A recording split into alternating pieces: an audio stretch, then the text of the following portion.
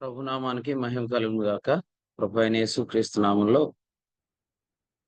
ఈ ఉదయకాలపు వేళ చేరువచ్చిన దైవ ప్రియులందరికీ కూడా వందనాలు తెలియచేస్తున్నాను.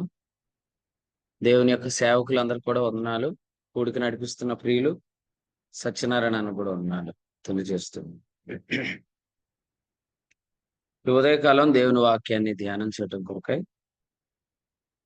రాజుల మొదటి గ్రంథం 8వ అధ్యాయం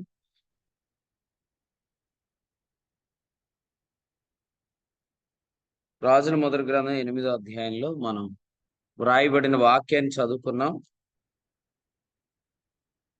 ఇందులో నుంచి 6వ వచనం చదువు.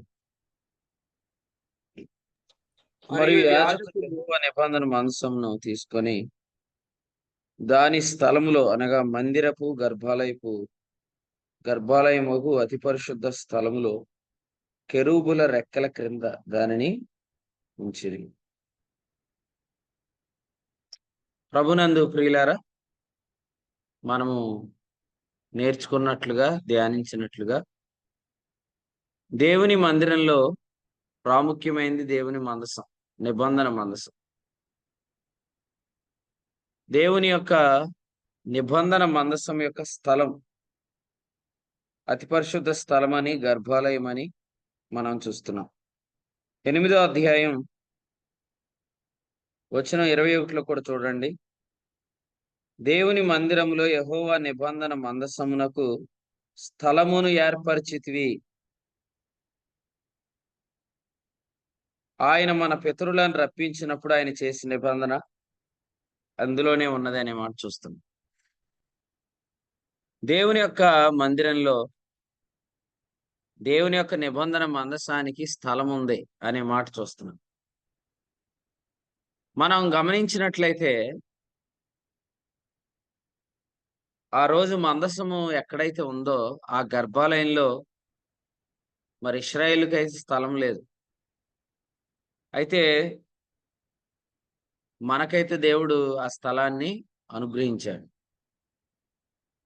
హెబ్రీ పత్రిక 6:20లో ఈ విషయాన్ని మనం చూస్తాం. హెబ్రీలకు రాసిన పత్రిక 6వ అధ్యాయం 20వ వచనంలో గర్భాలయము లేదా తెరలోపల అతి పరిశుద్ధ స్థలంలో మనం చూస్తున్నప్పుడు మన పక్షముగా ప్రవేశించిన ప్రధాన యాజకుడు మనకు కనిపిస్తున్నాడు.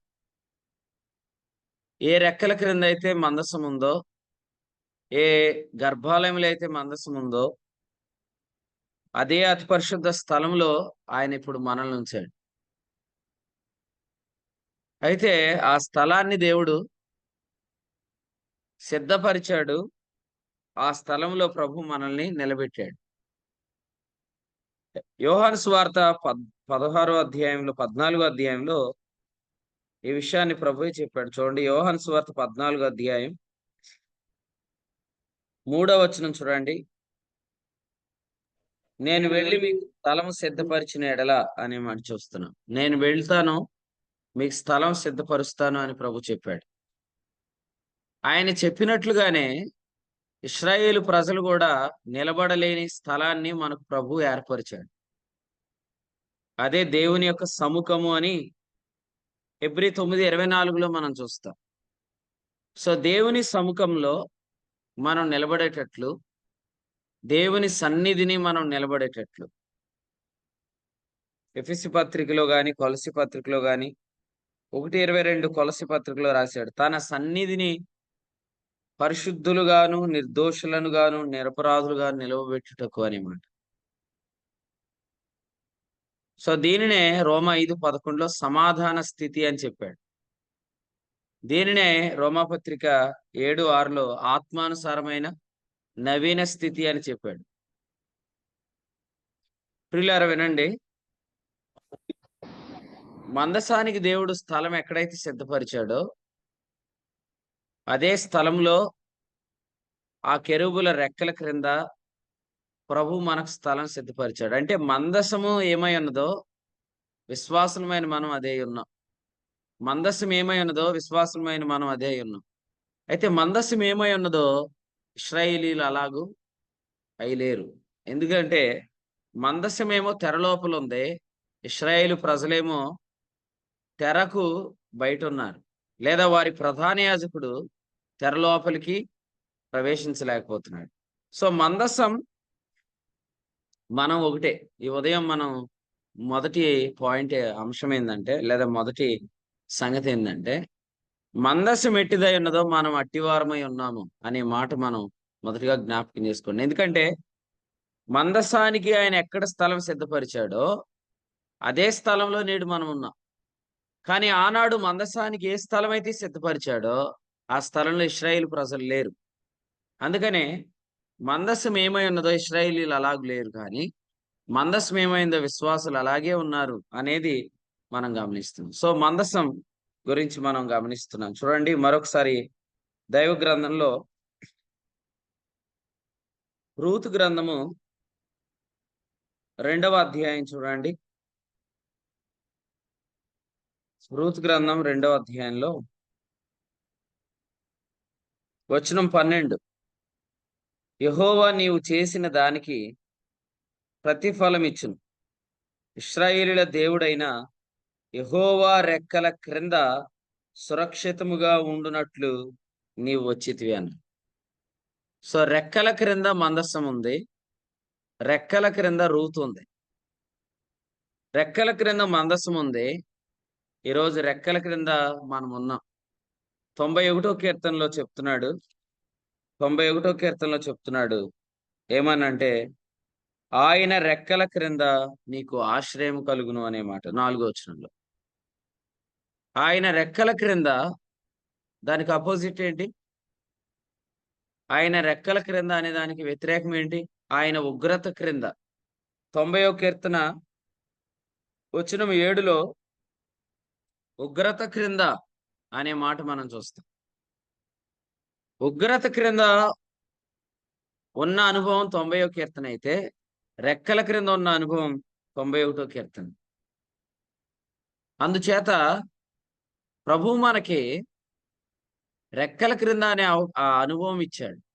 మలాకి 4:2లో కూడా చూస్తున్నాం. ఆయన రెక్కలు లేదా అతని రెక్కలు ఆరోగ్యం కలుగజేయును అనే మాట చూస్తున్నాం.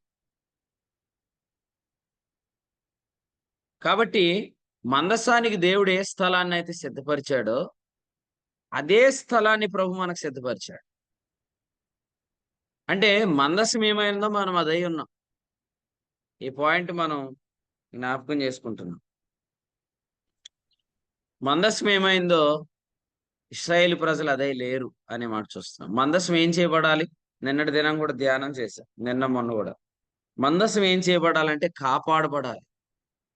మందసం కాపాడబడాలి అంటే మందసానికి మనకు సరిగ్గా సరిపోతున్న పోలికను బట్టి, లేదా మందసంకి సంబంధించిన సంగతి మనకు సంబంధించిన సంగతి ఒకటే కాబట్టి మనం కాపాడబడాలి అని ప్రభు కోరుకున్నాడు.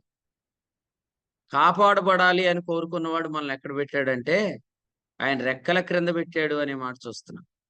నిజంగా ఒక వ్యక్తి ఎప్పుడు కాపాడబడతాడంటే ఆ వ్యక్తి దైవోగ్రత క్రింద లేనప్పుడే కాపాడబడతాడు.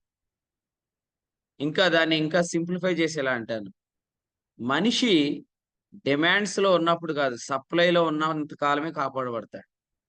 ఏ డిమాండ్ మనిషి మీద ఉన్నా మనిషి కాపుదల కోల్పోతాడు. సో, ఆర్థిక విషయాలు డిమాండ్ చేస్తున్నాయా? ఆరోగ్యం డిమాండ్ చేస్తుందా? పరిస్థితులు డిమాండ్ చేస్తున్నాయా? మనుషులు డిమాండ్ చేస్తున్నారా? ఏది డిమాండ్స్ మన మీద ఉన్నప్పుడు మనం ఖచ్చితంగా కాపాడబడాలి. ప్రొటెక్షన్ అనేది చాలా ఇంపార్టెంట్. దేవుని ప్రజలు కాపాడబడుట చేత దేవునికి మహిమ కలుగుతుంది. దేవుని ప్రజలు కాపాడబడుట చేత దేవునికి మహిమ కలుగుతుంది. దేవుని ప్రజల మీద అటాక్స్ జరిగితే, లేదా అంటే అటాక్స్ అంటే దేవుని ప్రజలు అటాక్స్‌లో పడిపోతే, దేవుని ప్రజలు కాపుదల లేనట్లుంటే దానికి ఖచ్చితంగా దేవునికి అవమానం కలుగుతుంది. కారణం ఏందంటే మీరు హెబ్రీ పత్రిక చదవండి. హెబ్రీలకు రాసిన పత్రిక 6వ అధ్యాయం, హెబ్రీ పత్రిక 6వ అధ్యాయం వచనం 6లో ఏముంది? ఆయనను అవమానపరుచుచున్నారు అని ఉంది. ఆయనను అవమానపరుచున్నారని ఉంది. ఇంతకీ యేసు ప్రభుకి ఎప్పుడు అవమానం? 2వ అధ్యాయం 3వ వచనం చదవండి. ఇంత గొప్ప రక్షణ మనం అనుభవించకపోతే. సో, గొప్ప రక్షణ అంటే అర్థమేందంటే the great protection. The great protection. ఇలా చెప్పొచ్చు. ద గ్రేటెస్ట్ ప్రొటెక్షన్ అన్నమాట. ఒక ఉన్నతమైన కాపుదలను మనం అనుభవించకపోతే మన ప్రభువుకు అవమానం. యాక్సిడెంట్లు అవుతున్నాయా మనకి? ప్రభువుకు అవమానం. మనం ఒకవేళ అనుకోకుండా నాశనకరమైన తెగులు మనకొచ్చిందా? ప్రభువుకు అవమానం. ఒకవేళ మనుషులు మనకు విరోధంగా రూపించిన ఆయుధం వర్ధిల్లిందా? ప్రభువుకు అవమానం. అంటే దాని అర్థం ఏందంటే హెబ్రీ పత్రిక 7వ అధ్యాయము 25వ వచనం ప్రకారం సంపూర్ణముగా రక్షించుటకు ఇప్పుడు అవకాశం ఉంది. సంపూర్ణముగా రక్షించుటకు ఇప్పుడు అవకాశం ఉంది. కానీ మనం సంపూర్ణంగా రక్షించబడకపోవటానికి కారణం ఇంత గొప్ప రక్షణను మనం నిర్లక్ష్యం చేయటమే. ఏముంది? మీరు కాపాడబడకపోతే ప్రభువుకు అవమానం. అది గుర్తుపెట్టుకోండి ఈ ఉదయకాలం. కానీ ఎందుకు మీరు కాపాడబడట్లేదంటే, మీరాయన రెక్కల క్రింద అనే అనుభవం కంటే, ఆయన ఉగ్రత క్రింద అనేటట్లు మీరు జీవిస్తే. దేవుడేదో నా నుంచి డిమాండ్ జేసేస్తున్నాడు అనుకుంటున్నాం మనం. పేతురు రెండో పత్రిక మొదటి అధ్యాయం 3, 4 వచనాల్లో జీవమునకును, భక్తికిని కావలసిన వాటినన్నిటిని మనకు దయచేయుచున్నది దేవుని శక్తి అని చెప్పాడు. సత్యమును గూర్చిన అనుభవ జ్ఞానం మనం పొందటం వల్ల ఆ దైవశక్తిని మనం తెలుసుకుంటామని చెప్పాడు. రాత్రి గూడా నేను జ్ఞాపకం చేశాను వాక్యంలో. ఎల్లప్పుడూ నేర్చుకొనుచున్నాను. సత్య విషయమైన అనుభవ జ్ఞానం పొందనోళ్ళని ఏమంటారు? కృపానిధి బ్రదర్. ఎల్లప్పుడూ నేర్చుకొనుచున్నాను. సత్య విషయమైన అనుభవ జ్ఞానం పొందనోళ్ళని ఏమంటారు?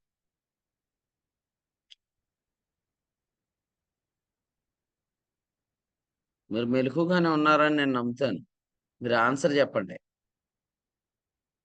బైబిల్‌లో ఎల్లప్పుడూ నేర్చుకొనుచున్నాను. సత్య విషయమైన అనుభవ జ్ఞానం పొందనోళ్ళని ఏమంటారు?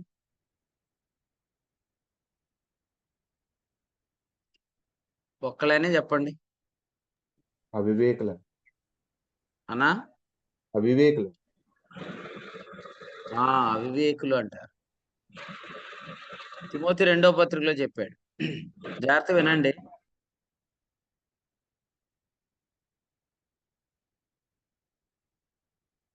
అవివేక స్త్రీల గురించి చెప్తూ 3వ అధ్యాయం తిమోతి రెండో పత్రికలో వాళ్ళు ఎల్లప్పుడూ నేర్చుకుంటున్నారు. కానీ సత్య విషయమైన అనుభవ జ్ఞానం పొందట్లేదు అనే మాట అక్కడ చెప్పాడు. సత్య విషయమైన అనుభవ జ్ఞానం లేకపోతే దైవశక్తి ఎరగలేం. దైవశక్తి ఎరక్కపోతే ఆ శక్తి ద్వారా మనకు కావలసిన వాటినన్నిటిని పొందలేం. పొందకపోతే కొన్ని దినాల క్రితం నేను చెప్పాను గదా! ఏంటది? ఈరోజు మనం వాగ్దానాలుగా పొందేవే రేపు మనకు డిమాండ్స్ అయిపోతాయి. ఈరోజు మన జీవితాల్లో వేటికి వాగ్దానాలొస్తున్నాయో వాటిని పొందుకోకపోతే, అవే రేపు మనకు డిమాండ్స్ అవుతాయి. దయచేసి వినాలి. డిమాండ్స్ మీ లైఫ్‌లో ఏమైనా ఉంటే, ఈ రోజే వాటిని వాగ్దాన రూపకమైన వాక్యం ద్వారా రీప్లేస్ చేసుకోండి. లేదంటే మీరు ఏ భారాల క్రింద బ్రతుకుతున్నారో వాటిని బట్టి మీరు ప్రొటెక్షన్ కోల్పోతారు. యోబు గ్రంథంలో మొదటి అటాక్ దేని మీద జరిగింది? యోబు గ్రంథంలో మొదటి అటాక్ దేని మీద జరిగింది? గ్రేట్ శరీరం, అటాక్ చెప్పండి. కుటుంబం మీద.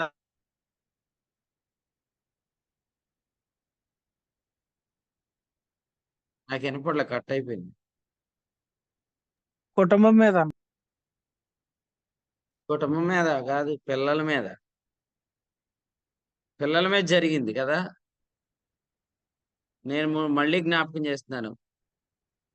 మనము భారాల క్రింద ఉన్న రోజుల్లో మన పిల్లల్ని కూడా సరిగ్గా పట్టించుకోము. వాళ్ళతో మనం మాట్లాడం. వారి గురించి ఆలోచన కూడా చేయలేము. ఎందుకంటే ఈ భారాలు మనకు బాధ్యతను తొలగిస్తాయి. అందుకనే మన మీద అటాక్స్ జరుగుతాయన్నమాట. మీరు కూడా ఇప్పుడు ఏదో భారంలో ఉంటే వాక్యం కూడా వినలేరు. అదే రాత్రి మొదటి అంశం. 3 మాటల్లో ఫస్ట్ పాయింట్ ఏందంటే మనకు విశ్రాంతి లేనప్పుడు దేవుని వాక్యం మనం సరిగ్గా వినలే. మేము రాత్రి భీమవరం నుండి వస్తూ తెల్లవారుజాము 3 గంటల దాకా ప్రతి ఊర్లో వాల్ పోస్టర్లు అంటించాం. మీరు మెలకువగా ఉండండి. మీకెందుకు చెప్తున్నానంటే మీరు మత్తుగా ఉంటే మాత్రం వాక్యం అర్థం కాదు మీకు. మెలకువగా ఉండండి. మళ్ళీ జ్ఞాపకం చేస్తున్నాను. ఏ భారము మనకు కాపుదలకు కారణంగా ఉండదు. ఏ భారమైనా మన కాపుదల కోల్పోజేసిద్దనమాట. నాశనకరమైన తెగులు గావచ్చు, అపాయాలు కలగటం గావచ్చు, 91 కీర్తనలో చెప్పిన ప్రతి ప్రమాదం నుండి ఆయన మనల్ని కాపాడటానికి శక్తిమంతుడు. హెబ్రీ 7:25. అయితే ఆ గొప్ప రక్షణ మనం పొందకపోతే ఆయనకు అవమానం. కొంతమంది అడగట్లేదు గానీ, అసలే వాక్యం ఎరిగినోళ్ళు అడుగుతారు ఏమననంటే, ఈయన విశ్వాసి కదా! మరి ఈయనకెందుకిలా జరిగింది? అని అడుగుతారనమాట. అయితే మనం ఏం జెప్పాలి దానికంటే, ఈయన విశ్వాసే, ఈయనను సంపూర్ణంగా రక్షించుటకు శక్తి గలవాడు ప్రధాన యాజకుడు పరలోకంలో గూడా ఉన్నాడు. అయితే ఈ వ్యక్తి గొప్ప రక్షణ నిర్లక్ష్యం చేసి ఉంటాడు. ఇంత గొప్ప రక్షణ మనం నిర్లక్ష్యం చేస్తే ఎలాగ తప్పించుకుందుమంటే అర్థం ఏంటి? నిర్లక్ష్యం చేసినోళ్ళెవరు ఆ రక్షణలోనికి ప్రవేశించలేరు అని దాని అర్థం. బట్ గొప్ప రక్షణ ఆల్రెడీ సిద్ధపరచబడింది. యాక్సిడెంట్‌ల నుంచి మనల్ని కాపాడటానికి, నాశనకరమైన తెగులు మనకు కలగకుండా ఉండటానికి. ఓకే. 10,000 మంది కూలీలను అన్నాడు గదా! అంటే మనుషుల ద్వారా వచ్చే అటాక్స్ నుంచి తప్పించుకోవడానికి.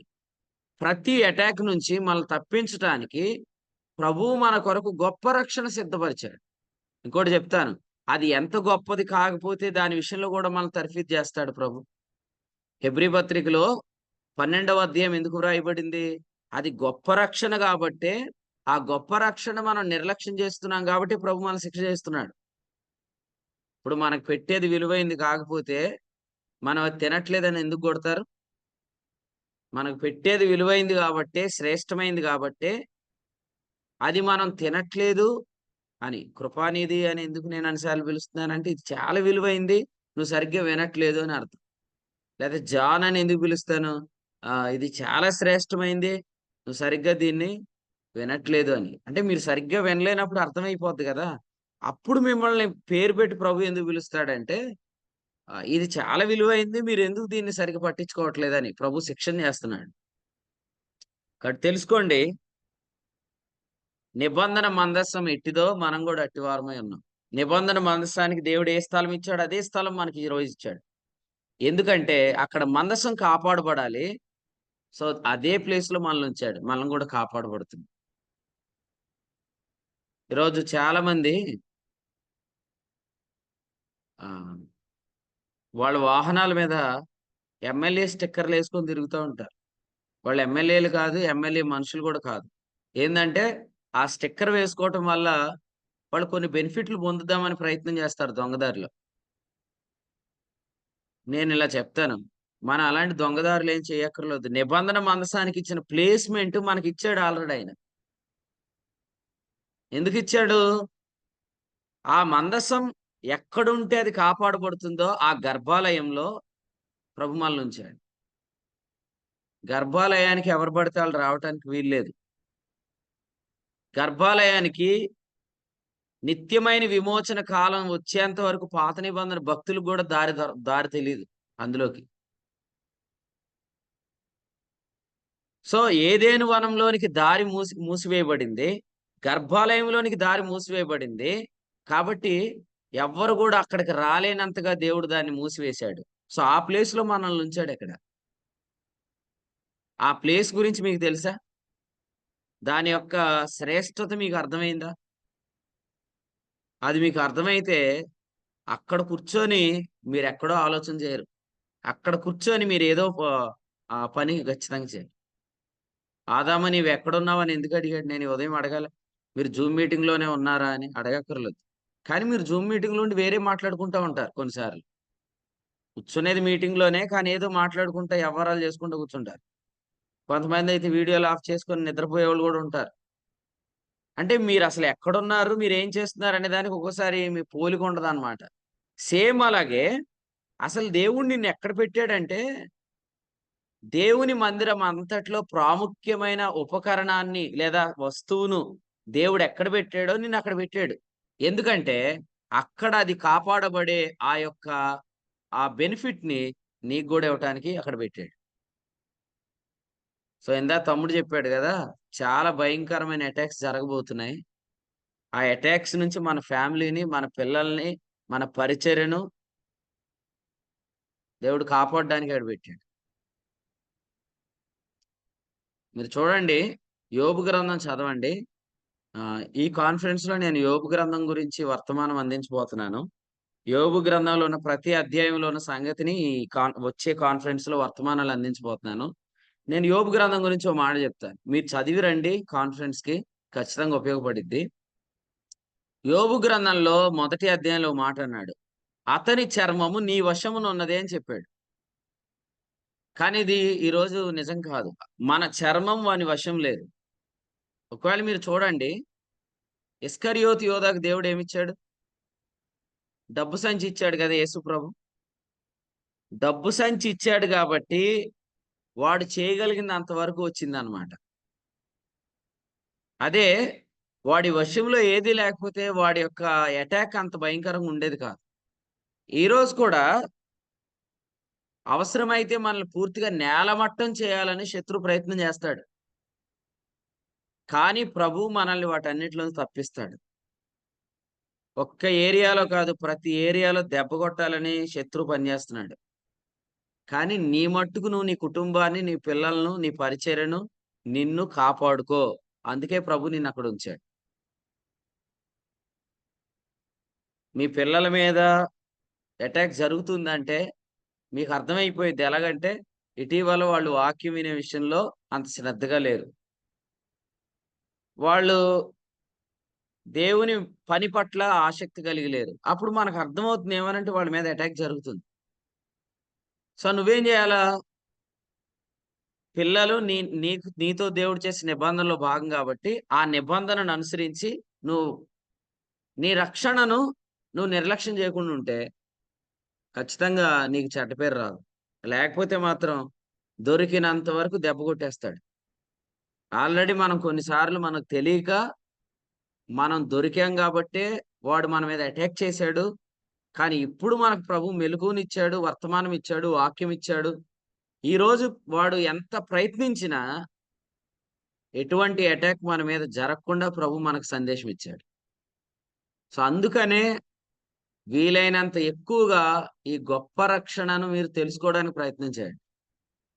కాపాడబడండి. ఎందుకంటే అసలు దేవుడు మనల్ని మోస్ట్ ఇన్నర్ ప్లేస్‌లో, హోలీ ప్లేస్‌లో, హై ప్లేస్‌లో దేవుడు మనల్ని ఎందుకు ఉంచాడంటే అక్కడికి ఏ శత్రువు రాలేడు కాబట్టి అక్కడ ఉంచాడు. ఇప్పుడు ఇక్కడే ఉండండి, ఇక్కడే ఉండండి అని చెప్పినప్పుడు అక్కడే ఉండాలి. ఆడ ఉండకుండా మళ్ళీ బయటికి తిరుగుతా ఉంటే, దెబ్బలు తగులుతా ఉంటే, ప్రభు నన్ను కాపాడలేదంటే అదెంత అబద్ధం. యేసు ప్రభు ఎత్తబడుతూ వెళ్ళిపోతే ఏం చెప్పారు అపోస్తలుల కార్యాలు మొదటి అధ్యాయంలో? మీరు యెరూషలేములో నిలిచి ఉండండి అని చెప్పాడు. పైనుండి శక్తి పొందే వరకు మీరు నిలిచి ఉండండి అన్నాడు. కొన్నిసార్లు కనిపెట్టడం అనేది మనకు అర్థం కావట్లేదు. వెయిట్ చేయటం అనేది మనకు అర్థం కావట్లేదు. ఇప్పుడు ది బెస్ట్ మనకు ఉంది కాబట్టే కదా కనిపెట్టమంటున్నాడు. Because we have the best portion. దేవుడు మన జీవితాల్లో ఆలస్యాన్ని అనుమతిస్తున్నాడు. వెయిట్ చేయమంటున్నాడు. కానీ సమూయేలు వచ్చేంత వరకు సౌలు కనిపెట్టలేదు. ఈరోజు కూడా ప్రభు ఇచ్చేంత వరకు మనం కనిపెట్టకుండా ఇచ్చల చేత, దురాశల చేత ఏడవబడుతున్నాం. యాకోబు పత్రిక మొదటి అధ్యాయం 14.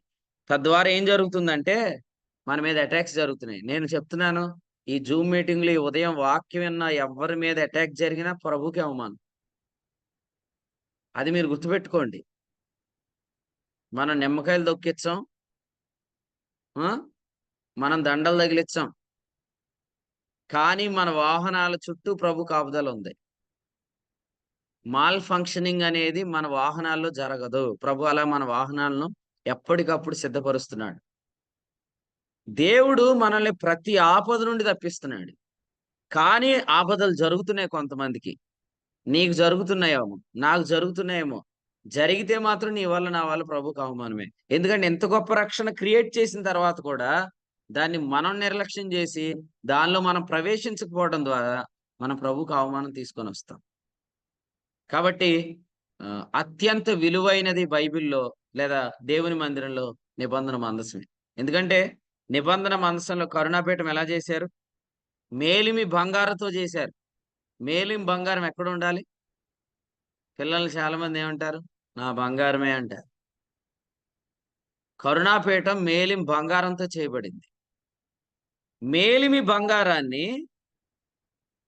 యేసు ప్రభు వచ్చేంత వరకు గూడా పాత నిబంధనలో ఉన్న ప్రజలు ప్రవేశించలేని చోట పెట్టాడు. అంటే ఈరోజు దేవుడు మనకిచ్చిన స్థలాన్ని పాత నిబంధన భక్తులు గూడా ప్రవేశించలేనంతగా దేవుడు చేశాడు. కానీ మీకు విచిత్రమైన విషయం చెప్పమంటారా? అతి పరిశుద్ధ స్థలంలో ఉండేవారికి బోధించేది పాత నిబంధన భక్తుల గురించే ప్రసంగికులు. అతి పరిశుద్ధ స్థలంలోనికి పాత నిబంధన భక్తులు రాలేకపోయారు. దావీదేమన్నాడు? కోరహు కుమారులేమన్నారు? నీ మందిర ఆవరణములను చూడవలెనని అన్నారు. ఆవరణం వరకే దేవుడు వారిని అనుమతించాడు.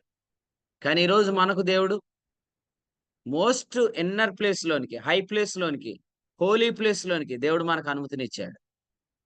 కానీ మనం చాలా సార్లు పాత నిబంధన భక్తుల గురించి ఎక్కువ వినేస్తున్నాం.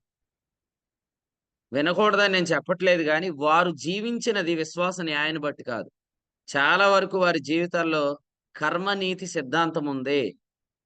అయితే ఎక్కడి వరకు వారిని కృపలో మనం తెచ్చుకోవాలో, కృపలో మనం వారిని ధ్యానం చేయాలో, అది హెబ్రీ పత్రిక 11 అధ్యాయంలో వివరించబడింది. అలాగ మనం ధ్యానం చేస్తున్నాం గనుక ఆరోగ్యకరమైన బోధన మనం వింటున్నాం. హితబోధన మనం వింటున్నాం. సో, మరొకసారి నేను జ్ఞాపకం చేస్తున్నాను. నిబంధన మందసం ఎట్టిదో మనం అట్టివారమై ఉన్నాం. సో, ఇప్పుడు చూడండి, నిబంధన మందసం గురించి మనం వింటున్నప్పుడు అందులో గొప్ప కాపుదల ఉంది. సో, నేను మొన్న ఒక ప్రశ్న అడిగాను. దానికి సాంబా ఆన్సర్ చెప్పాడు. ఆన్సర్ ఏందంటే, విశ్రాంతి అంటే కదిలించకుండా ఉండుట అని చెప్పాను కదా! అప్పుడు ఏది కదలకూడదంటే ఆయన ఆన్సర్ చెప్పాడు. ఎవరని చెప్పండి? విశ్రాంతి అంటే కదిలించకుండా ఉండుట కదా! అసలు ఏది కదలకూడదని మనం ఆ దినం చెప్పుకున్నాం? శరీరంలో పాపం కదలకూడదు. అనా? శరీరంలో పాపం కదలకూడదని. Right answer. Very good. మన శరీరంలో ఉన్న పాప నియమం కదలకూడదు. అదే దైవిక విశ్రాంతి. అయితే నేను ఉదయం ఇలా చెప్తాను. అందరూ జాగ్రత్తగా వినండి. నిబంధన మందసం మీద ఏది కదలకూడదు? కరుణాపీఠం కదలకూడదు. కరుణాపీఠం కదిలితే దైవ నియమం అనేది బయటకొస్తుంది. ధర్మశాస్త్రం బయటకొస్తుంది. కదా! ఇప్పుడు నేను ఇలా చెప్పనా? నిబంధన మందసం ఎట్టిదో మనం కూడా అట్టివారమే కదా! మన జీవితాలను ప్రభు ఎందుకు ఆ మోస్ట్ హై ప్లేస్‌లో ఉంచాడంటే, అది భూకంపాల చేత కదిలింపబడని స్థలం. అది భూకంపాలొచ్చే స్థలం కాదు. నిర్గమ 19:18 ప్రకారం సీనాయి కొండ కంపించింది గాని, సీయోను కొండ ఎన్నడూ కదిలించబడదు. అక్కడ ప్రభు మనల్ని ఉంచాడు. ఎందుకు ఉంచాడంటే, మన జీవితాల్లో ఎప్పుడు ధర్మశాస్త్రం బయటికి రాకూడదు. మనందరిలో ధర్మశాస్త్రం ఉంటది. కిరణ్ అన్న ఈ స్లైడ్స్‌లో ఒక స్లైడ్ పెట్టారు ఆ మధ్య కాలంలో. అదేంటంటే, దేవుని ధర్మశాస్త్రమా? మనుషుల ధర్మశాస్త్రమా? అనేది వచ్చింది కదా ఒక టాపిక్. సో, నేను అదే చెప్తున్నాను. నేను చెప్పేదేందంటే, మనలో కూడా ధర్మశాస్త్రం ఉంటుంది. మనమందరం కూడా నిబంధన మందసం ఎట్టిదో అట్టివారం. అంటే నిబంధన మందసం కృపయు సత్యమై ఉన్నది. యోహాను 1:14. మనం కూడా ఎవరం? మన నేచర్ ఏంటి? మనం క్రొత్త సృష్టిగా చేయబడిన దేవుని పని అయి ఉన్నాం గదా! మన స్వభావం ఏంటి? ఎఫెసీ 2:10 ప్రకారం మనం దేవుని కృపయై ఉన్నాం. సో, మన పేరు గ్రేస్. కానీ మనలో నుంచి బయటకొచ్చేది చాలా సార్లు ధర్మశాస్త్రం. ధర్మశాస్త్రాన్ని ఎప్పుడు తెత్తాం మనం? మన సొంత యవ్వారాలకి ధర్మశాస్త్రం దెయ్యం. ఎదుటివారి యవ్వారాలకే ధర్మశాస్త్రం తెత్తాం. మన వరకు మనకేం గావాలా? నాకు, మా పిల్లలకు, మా కుటుంబానికి, మా ఇంటి వారికి అంతా కృప గావాలి. ఎదుటి వ్యక్తి గురించి మాట్లాడినప్పుడు మాత్రం కరుణాపీఠం తీసేసి లోపల ఉన్న ధర్మశాస్త్రం బయటికి లాగేత్తాం. మీకిలా చెప్తాను చూడండి. కృప చూపుట నరుని పరులకు ప్రియునిగా చేస్తుంది. సో, మీ పేరు గ్రేసు. మీరు చూపించాల్సింది గ్రేస్. అలా గాకుండా అప్పుడప్పుడు దాన్ని బయటికి తెచ్చారనుకోండి, మీరు ఆ విషయంలో తీర్చే తీర్పుల ద్వారా మీరు అతిశయిస్తారు గాని, ఇట్టి అతిశయం అంతయు చెడ్డదే అని చెప్పాడు. ఇట్టి అతిశయం అంత చెడ్డది. మళ్ళీ చెప్తాను.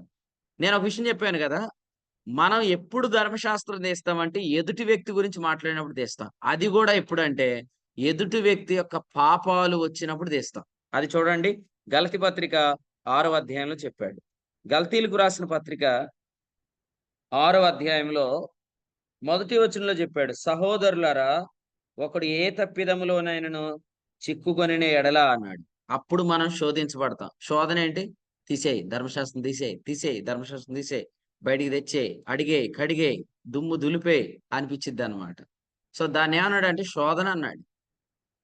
సో మనలో ఉన్న ఈ చచ్చిపోయిన ఈ ధర్మశాస్త్రం అనే మనుషుడు ఆ రోజు ఏమవుతాడంటే, ఆ ఎదుటి వ్యక్తి ఎప్పుడైతే బలహీనతలో పడ్డాడో యాక్టివ్ అయిపోతాడు. అంతవరకు కృపగా మాట్లాడిన వాళ్ళు కూడా ఏమవుతారు? దీన్ని వాడేద్దామని ప్రయత్నం చేస్తారు. వీళ్ళ యొక్క ఉద్దేశం ఏంటి? ఫిలిప్పీ పత్రిక 2వ అధ్యాయం, కక్షతో, పక్షపాతంతో మాత్రమే కాదు, 2, 3 వృధాతిశయం, ఆ పదం పట్టుకోండి. వృధాతిశయం ఎందుకో చెప్పమంటారా?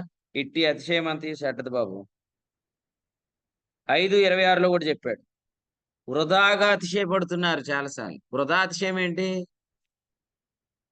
మనోడి పని అయిపోయింది, అది వృధాతిశయం. మనోడి పని ఇప్పుడు కావదు.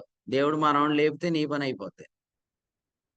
మనోడి పని అయిపోయింది అని అనుకోవద్దు. మనోడిని దేవుడు లేపితే నీ పని అయిపోద్ది. పెద్దోళ్ళు చెప్తారు కదా, తెగేదాకా సాగదీయద్దని. నేను కూడా అంటాను, ఒక వ్యక్తి ఏదైనా లోపంలో పడితే నువ్వు అకార్డింగ్ టు గాస్పల్ ప్రకారమే జడ్జిమెంట్ ఇవ్వాలి తప్ప అకార్డింగ్ టు లా జోలికి వెళ్ళకూడదు.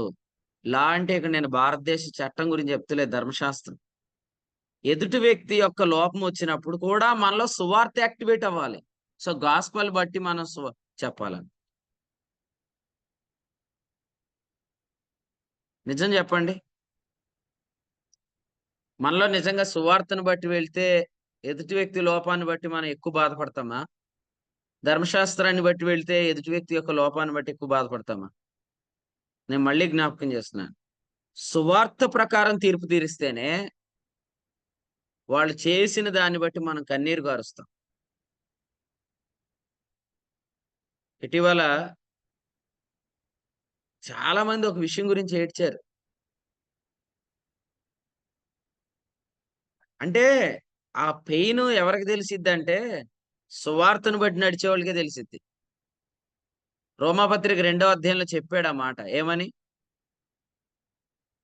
దేవుడు నా సువార్త ప్రకారము మనుషుల రహస్యములను విమర్శించదేనమాట. అది చదువుదాం చూడండి, రోమాపత్రిక 2వ అధ్యాయం 16వ వచనం ఒకసారి చదువు. రోమాపత్రిక 2:16. దేవుడు నా సువార్త ప్రకారము యేసుక్రీస్తు ద్వారా మనుషుల రహస్యములను విమర్శించు దినమందు ఇలాగు జరుగును.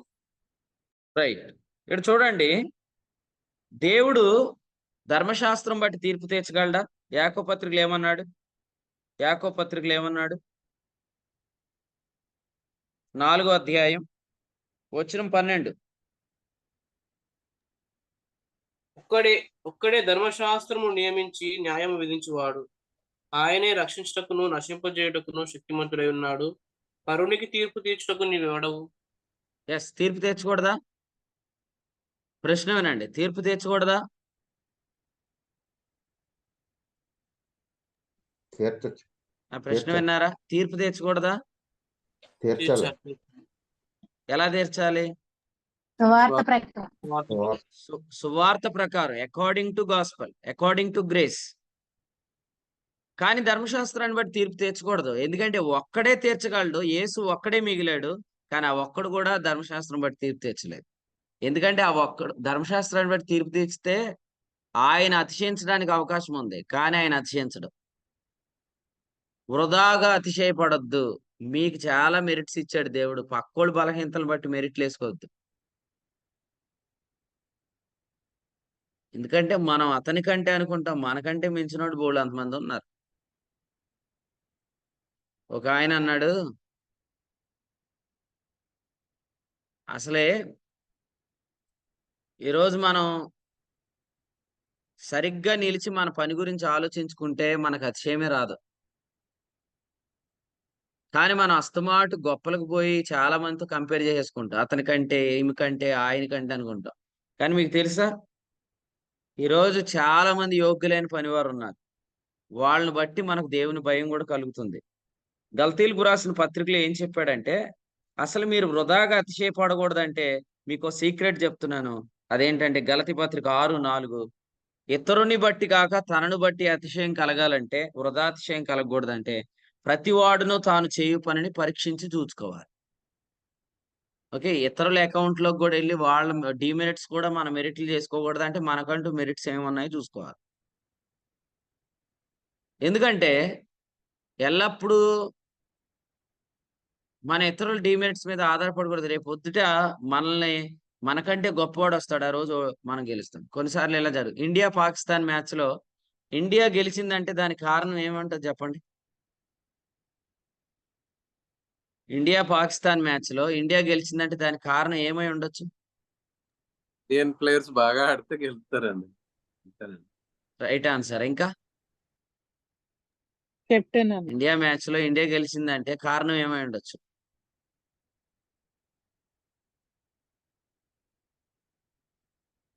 అంతేనా? ఒకటే ఆన్సరా? పాకిస్తానోళ్ళు సరిగ్గా ఆడలేదు కాబట్టి ఇండియా వాళ్ళు గెలిచారండి. పాకిస్తానోళ్ళు సరిగ్గా ఆడలేదు. అందుకే ఇండియా వాళ్ళు గెలిచారు. 50 ఓవర్స్‌కే 150 కొట్టారనుకోండి. అప్పుడు కూడా గెలిచారంటే పాకిస్తానోళ్ళు సరిగ్గా ఆడలేదు. ఇతరులు బాగా ఆడలేదు కాబట్టి నువ్వు గెలిచావనుకుంటే రేపొద్దున ఆస్ట్రేలియా వాళ్ళొత్తారు. వాళ్ళ మీద నువ్వు ఓడిపోతావు. ఇతరుల డీమెరిట్స్ నీ మెరిట్లు చేసుకోవద్దు దయచేసి. ఎందుకంటే రేపు నీ జీవితంలో నిన్ను మించినోడు వస్తాడు. ఆ రోజు నువ్వు ఓడిపోతావు. నీ మెరిట్స్ నీకుండాలి. ఇతరుల డీమెరిట్లు కూడా నువ్వు వేసుకోవాలి అనే ఛాన్స్ వచ్చినా వేసుకోవద్దు. ఎందుకంటే నీకు కావాల్సిన సమృద్ధి నీ దగ్గర ఉంది. ఎఫెఫ్రోదీతు వలన నాకు సమస్తం కలిగి ఉంది. నేను ఎవరిని ఏది ఆశించలేదన్నాడు. నేను కూడా ఇదే చెప్తాను.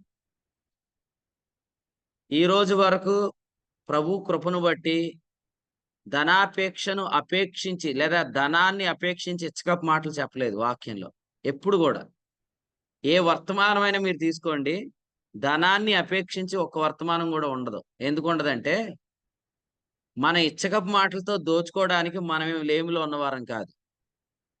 దేవుని మహాకృపను బట్టి మనకు సర్వ సమృద్ధి ఉంది. సో మళ్ళీ జ్ఞాపకం చేస్తున్నాను. మీ జీవితాల్లో కొన్నిసార్లు మీరు శోధించబడతారు. ఎప్పుడంటే ధర్మశాస్త్రం తీయండి అని మీకు శోధన వచ్చేసిద్ది అనమాట. మీకు ఒకటి తెలుసా? గలతీ 2:19 ప్రకారం ధర్మశాస్త్రం విషయంలో జీవించినప్పుడు మీరు దేవుని విషయంలో చచ్చిపోతున్నారు. అంటే కొంతమంది వాళ్ళు చచ్చిపోయినా పర్లేదు ధర్మశాస్త్రం వాడేద్దాం అనుకుంటున్నారు. అర్థమైంది మీకు? నేను చచ్చినా పర్లేదు ఇంకొకరిని లేపేయాలని చూసే మనస్తత్వం అన్నమాట ఇది. విర్రవీగుచున్న దుష్టత్వం, కల్మషం లోపల నుంచి వచ్చేస్తుంటుంటే నేను గాని ఇలా మాట్లాడితే నా వ్యక్తిత్వం పాడైపోద్ది కదా ఈసారి అనేది కూడా వాళ్ళకి అర్థం కావట్లే. పోతే పోయింది నా వ్యక్తిత్వం, కానీ ఎదుటోడిని చంపేయాలా. అదే అన్నమాట. ధర్మశాస్త్రం ఇప్పుడు వాడేసేయాలా, ఎదుటోడిని చంపేయాలి రోమ 7:9 ప్రకారం. కానీ నువ్వు చచ్చిపోతున్నావు కదా. ఈయనేమంటాడు? వాడు చచ్చిపోతే అనేకులను చంపేసే వాళ్ళని ఏమంటారు? వాడికి తెలుసు ఆల్రెడీ ఆడు చచ్చిపోతాడని. ఆ రోజు మొత్తం ఎక్కువ మంది చంపేస్తాడు ఆడు. ఒక పిల్లలకి డాడీ పోతున్నాడని వాడికి ఉండదు. ఒక అమ్మాయికి భర్త పోతున్నాడని ఆడికి ఉండదు. వాడు ఏందంటే వాడికి డబ్బులు అందిని వాడు చచ్చిపోతే అందరిని చంపేస్తాడు ఆ రోజు. అలాగే మీరు ధర్మశాస్త్రం వాడినప్పుడల్లా మీరు చచ్చిపోతే ఇతరులను చంపేస్తున్నారు. సో నేను ఇలా చెప్తాను, ఎదుటోడు చచ్చిపోతున్నాడని నువ్వు అనుకుంటున్నావు కానీ నువ్వు చచ్చిపోతున్నావు ఫస్ట్. సో మనల్ని దేవుడు మందసంతో ఎందుకు పోల్చాడు? మందసం ఉన్న స్థలంలో మనల్ని ఎందుకు ఉంచాడంటే నువ్వు మందసం లాగానే ప్రవర్తించాలి. అంటే అది దాని మీద ఉన్న కరుణాపేట ఎప్పుడు జరగకూడదు. అంటే నీ లైఫ్ లో కూడా మెర్సీ సీట్ అనే అనుభవం ఎప్పటికీ తొలగకూడదు. ఎటువంటి శోధన మీ ముందుకు వచ్చినా మీలో ధర్మశాస్త్రం పనిచేయదు. మీరు సువార్త ప్రకారమే మాట్లాడతారు. ఓకే. ఒక చిన్న మాట చెప్తాను, అందరు జాగ్రత్తగానండి. ఈ మధ్యకాలంలో మీకంటే బాగా వాక్యం చెప్తున్న ఒకళ్ళు ఉన్నారన్నమాట. ఓకే, మీకంటే వాక్యం బాగా చెప్పేవాళ్ళు ఒకళ్ళు ఉన్నారు. వాళ్ళ పేరు బాగా మారుమ్రోగుతుంది. ఒక మాటలో చెప్పాలంటే సౌలుకు 1000 కొలది, దావీదుకు 10,000 కొలది అనే ట్రెండ్ నడుస్తుంది అనమాట. ఆ రోజుల్లో మీకు దావీదు యొక్క బలహీనతల గురించి సమాచారం అందింది. అప్పుడు మీరు ఏం తెస్తారు బయటికి? ఖచ్చితంగా ఇది వాడేస్తే మనోడిని ఎక్కడితో ముగించేయచ్చు అని చెప్పి ధర్మశాస్త్రం తీస్తారు. తీసినప్పుడు లోపల నుంచి మీకు ఏమనిపిస్తుంది? అరే, ఇది ఈ కరుణాపీఠం తొలగించి ధర్మశాస్త్రం బయట తీస్తే ఫస్ట్ నేనే చేస్తాను, నేను చచ్చిపోయిన పర్లేదు, ఆడి పేరు పోతే చాలు ఇప్పుడుతో అని వాడేస్తాం మనం. అందుకనే గలతీ 6:1 ఏమన్నాడు? ఆత్మ సంబంధులైన మీలో ప్రతివాడు తానును శోధించబడుదునేమోనని మీరేం చేయాలి? అవకాశం ఉన్నా కూడా ధర్మశాస్త్రాన్ని తీయొద్దు బయటికి. మరి అంటే మనం తీర్పు తీర్చకూడదా? తీర్పు తీర్చు, కానీ అకార్డింగ్ టు గాస్పల్, సువార్త ప్రకారం వెళ్ళు. మంచి తీర్పు తీరుస్తావు, అందులో నువ్వేమి అతిశయించవు. ఓకే, ఎవరో ఫోన్ చేసి నన్ను ఇలా అడిగారనమాట. ఈ తీర్పు వల్ల నువ్వు ఈ విషయంలో జడ్జిగా కూర్చోవటం వల్ల, నువ్వు ఇరుపక్షాల నువ్వు మాట్లాడటం వల్ల నీకేం కలిసి వచ్చిద్ది అని అడిగారు. నేను అంటాను, ఏదైనా కలిసి రావటానికి నాకేం అక్కరుంది? దేవుని వల్ల నాకు సమస్తము సమృద్ధిగా కలిగి ఉందా? అది మీరు ఎప్పుడు చెప్పండి అంతే. ఓ సంస్థ ఎత్తేస్తే అందులో వస్తువులన్నీ ఎవరు పట్టుకుపోతారండి? ఇప్పుడు లాస్ట్ టైం గవర్నమెంట్ లో స్పీకర్ గారి ఇంటికి అసెంబ్లీలో ఉన్న ఫర్నిచర్ అంతా వచ్చిందని కదా కేసు ఫైల్ చేశారు. ఆయన చనిపోయాడు, ఆల్రెడీ ఆత్మహత్య చనిపోయాడు ఆయన. అసెంబ్లీని అందులో ఉన్న ఫర్నిచర్ అంతా స్పీకర్ గారి ఇంటికి వెళ్తుందని చెప్పి పోలీసుల మధ్యలో వాళ్ళ మీద కేసు ఫైల్ చేశారు. నేను ఇలా అడుగుతున్నాను, ఒక సంస్థ ఎత్తేస్తే అందులో వస్తువులు ఏం చేస్తారు? పట్టిపోతారు. మీకు ఇంకా క్లియర్గా అర్థమైంది. అనుకోకుండా చికెన్ తీసుకెళ్లే లారీ తిరగబడిపోయింది అనుకోండి, మన ఊర్లో ఏం చేస్తారండి? ఆడు యాక్సిడెంట్ చూడడానికి రాడాడు, కోళ్ళు పట్టుకుపోతాడు. ఒక్కొక్కడు ఎవడో దొరికినని కోళ్ళు. ఒకవేళ అనుకోకుండా ఏ ఆయిల్ ట్యాంకర్ పడిపోయింది అనుకోండి, బకెట్లు అట్టిపోతాడు. ఇది డీజిలా, ఇది పెట్రోలా, మనకు ఉపయోగపడితే ఆడికి అదంతా అనవసరం. అవసరమైతే ఇటు తీసుకెళ్ళి ఏదని చేస్తాడు దాన్ని. అలాగూ మీరు కూడా ఎవడైనా దొరికితే వాడు అన్ని పట్టుకొచ్చి ఇంట్లో పెట్టుకుంటున్నారు. రేపొద్దుట దేవుడు మీ వస్తువులను పరీక్షించడా? ఇది ఎలా వచ్చింది అని అడగడా? ఖచ్చితంగా అడుగుతాడు. ఇతరుల బలహీనతలను బలంగా తెచ్చుకొని ఇంట్లో పెట్టుకుంటే దేవుడు నీ ఇంటిని తనిఖీ చేసినప్పుడు అవన్నీ దొరికిపోతాయి. అందుకని ఏది నువ్వు తెచ్చుకోవద్దు, ఎందుకంటే నీకు సర్వసమృద్ధి దేవుడు ఇచ్చాడు. ప్రభుకు స్తోత్రం చెల్లిద్దాం. కొంతమంది అన్నారు కూడా, ఏమని? ఆ ఎలక్షన్కి పంచే డబ్బులు ఎవరివో కాదండి, మనవే అన్నాడు. మనమైతే మన ఇంటికి ఇంకోలా వస్తాయిలే, ఇప్పుడు తీసుకోవద్దు, ఆగండి అంటే, అలాగే ఎలా బ్రదర్, ఎలా వస్తాయని అడుగుతారు. మనకి మనకు రావా? వాళ్ళు పంచేదేంటి మనవి? కాబట్టి మీరు తెలుసుకోండి, శోధించబడకండి, ధర్మశాస్త్రాన్ని దీకండి. ఫస్ట్ చచ్చేది నువ్వే. ఎందుకంటే ధర్మశాస్త్రం నీలో నుంచి వెళ్ళి ఇతరుల మీద వాడబడిద్దా? ఫస్ట్ అది నిన్ను నరుక్కుంటా వెళ్ళి ఇంకొకటి నరికేసిద్ది. ఫస్ట్ నువ్వు చచ్చేవాడు చస్తాడు. నేను చచ్చిపోయినా పర్లేదు, ఎదుటోడు చచ్చిపోవాలనే బుద్ధి ఎంతవరకు కరెక్ట్? ఈ ఉదయం పరీక్ష చేసుకుందాం. మన ప్రభు మనకేం చెప్పాడు? ఆదిలాబాద్లో అందించిన వర్తమానంలో ఇదే చెప్పాను. ప్రశాంత్ వాళ్ళ ఇంట్లో చెప్పాను ఈ వాక్యం, నేను జీవించుతున్నాను గనుక మీరును జీవింతురు. మనకు ప్రభు ఇచ్చిన పోర్షన్ ఏంటి? యోహాను 14:19, నువ్వు జీవించు, జీవింపజే. కానీ మనం చచ్చిపోదాం, ఇతరులను చంపేద్దాం అనుకుంటాం. అట్లా మీరు ఎవరు అనుకోవద్దు. ఎందుకంటే రోజుకి 10 సార్లు మీరు చచ్చిపోవడానికి ఆప్షన్ మీ దగ్గర కాల్ లెటర్ లాగా వచ్చింది. మీరు ప్రతిదాన్ని వెనక్కి పంపించేయండి. ఏ విషయంలో మీరు చావద్దు, ఎందుకంటే మీరు త్వరలో అభివృద్ధి చెందుతారు. ద్వితీయోపదేశకాండం 8:1. మీరు బ్రతికితే అభివృద్ధి చెందుతారు. మీరు చచ్చిపోతా ఉంటే ప్రోగ్రెస్ ఉండదు. దేవుడు మనలో చాలా ప్రోగ్రెస్ చూపిస్తున్నాడు ఈ దినాల్లో. దీని అంతటి గల కారణం ఏంటి? మనం జీవించుచున్నాం కనుక మనం అభివృద్ధి చెందుతున్నాం. కానీ మనం కూడా చచ్చిపోవడానికి చాలా ఆప్షన్లు వస్తాయి. జీవించడానికి ఒకటే ఆప్షన్, చచ్చిపోవడానికి బోల్డ్ అనే ఆప్షన్లు వస్తాయి. ఫస్ట్ ఎవరి గురించి వస్తుంది ఆప్షన్ విషయం? అక్క నీకు విషయం చెప్పాలంటారు. అప్పుడు చెప్తారు, ఆడికి అలాగే జరగాల, ఆడి మొన్న నాకు నా ముందే బిల్డప్ కొట్టాడు, ఆడికి అలాగే జరగాలి, సత్యం అయిపోయింది. నెంబర్ 1 మొదటి సావు ఇది రోజులో. నెంబర్ 2, అక్క నీకోటి తెలుసా, జూమ్ మీటింగ్ లో ఆ మీటింగ్ అలాగే అవ్వాలా. ఎందుకంటే నన్ను వీడియో ఆఫ్ చేసుకున్నారని వెయిటింగ్ రూమ్ లో పెడతారా, అంతే అవ్వాలి ఆ మీటింగ్ కి అని అన్నాం. సారీ నువ్వు చచ్చావు. ఇక మూడోసారి అన్నమాట. ఇలాగ నీ లైఫ్ లో రోజుకు 10 ఆప్షన్లు వస్తాయి ధర్మశాస్త్రం తీసేది. తీయొద్దు, ఎందుకంటే నిబంధన మందసం ఎట్టిదో నువ్వు అట్టిదానివై ఉన్నావు, అట్టివాడవై ఉన్నావు. కాబట్టి ఎప్పుడూ మీ లైఫ్ లో కరుణాపీఠం తీయొద్దు, మీకు మంచి పేరు వచ్చింది. కృప చూపుట నరుని పరలోక ప్రియునిగా చేయాలి. మన ప్రభు పేరులో గొప్ప పేరు ఏంటంటే ఇతడే నా ప్రియ కుమారుడు. ప్రియురాలు కూడా చెప్పింది కదా, తండ్రి చెప్పాడు, అతని ప్రియురాలు కూడా చెప్పింది ఏమని, ఇతడే నా ప్రాణ ప్రియుడు, నా ప్రాణ ప్రియుడవు నీవే, నీవే నా ప్రియ కుమారుడు. సో ఆయన అందరికీ ప్రియుడే. యేసు ప్రభు గురించి రాయబడింది ఎఫెసీ 1:4లో, ఆయన దేవునికి ప్రియుడు మాత్రమే కాదు, ఆయన సంఘానికి ప్రియుడు. సో మీరందరూ కూడా ప్రియులుగా ఉందురుగాక. మీరు ఒక్కళ్ళే చేయగలిగిన ఛాన్స్ వచ్చినా కూడా ధర్మశాస్త్రం తీయొద్దు, గాస్పల్ ప్రకారం వెళ్ళి. కృప అంటే ఏంటి, ఫోన్లే తప్పు అనేది జరగకుండా ఉండదు, తప్పు అనేది ఏం కాదు అని నేను అనట్లేదు. సువార్త దానిని సరిగ్గా ఖండిస్తుంది, కానీ ధర్మశాస్త్రం దానిలో కూడా అతిశయాన్ని వెతుక్కుంటుంది. మనం ప్రతి దానిలో అతిశయం వెతుక్కోవాల్సిన అవసరం లేదు. ప్రభు మనకు ఆల్రెడీ చాలా గొప్ప స్థానం ఇచ్చాడు. దేవుడు మిమ్మల్ని ఆల్రెడీ గొప్పగా చేశాడు. దేని కొరకు మీరు కక్కుర్తి పడాల్సిన అవసరం లేదు, మీరు ఐగుప్తుకు దిగవలసిన అవసరం లేదు. మీ యొక్క గ్రేట్ పర్సనాలిటీని మీరు వదిలిపెట్టి చీప్ గా మీరు బిహేవ్ చేయొద్దని ఈ ఉదయకాలం ప్రభు వాక్యం ద్వారా మనం నేర్చుకుంటున్నాం. నిబంధన మందసం ఎట్టిదో మనం అట్టివారమే ఉన్నాం. సో మరొకసారి జ్ఞాపకం చేస్తున్నాను. మూడో విషయం ఏంటంటే, సొలొమోను గారు ఈ మందిరం అంతట్లో ఎక్కువగా వాడిన పదం ఏంటంటే ప్రార్థన. మీరు విన్నారు కదా, 66 వచనాలు ఉన్నాయి బైబిల్లో. 66 అధ్యాయాలు ఎక్కడున్నాయి, యెషయా గ్రంథంలో ఉన్నాయి. సో 66 గ్రంథాలు, 66 అధ్యాయాలు, 66 వచనాలు. ఈ ఉదయకాలం మనం చదివింది 66 వచనాలు. సో ఈ గ్రంథం అంతట్లో లేదా ఈ అధ్యాయం అంతట్లో మనకి ఎక్కువ కనపడిన పదం ఏది, ప్రార్థన. సో ప్రభు ఏం కోరుకున్నాడు, నా మందిరము సమస్తమైన అన్యజనులకు ప్రార్థనా మందిరం అని చెప్పాడు.